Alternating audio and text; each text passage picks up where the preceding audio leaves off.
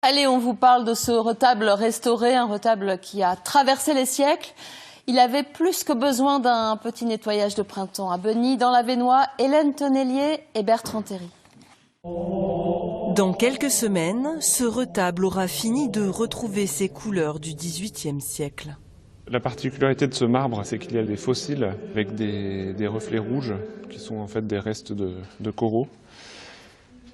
Et on les imite en peinture en décor avec ce pinceau qui est un deux mèches à marbre. Un travail de patience avec les techniques des peintres de l'époque pour restituer au mieux ce décor.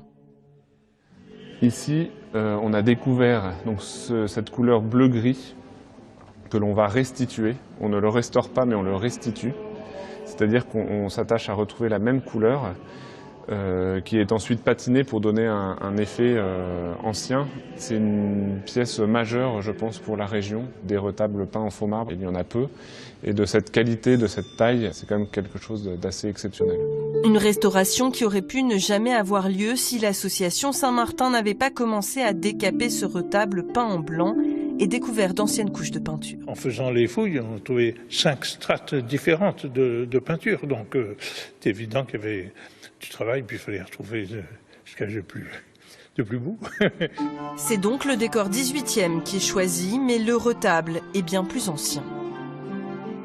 J'ai trouvé des traces qui venaient de Saint-Crépin, à côté de Valenciennes, une abbaye qui avait brûlé en 1566, ainsi que le village. Et dans les archives de Crépin, on dit que dans la foulée, l'abbaye a été rebâtie et redécorée, ce qui nous donne une datation 16e, 17e siècle. Restaurer cette pièce est coûteux, près de 70 000 €. Il en manque encore 14 000. Alors le village lance une collecte de dons avec la Fondation du patrimoine afin d'achever la résurrection de ce retable.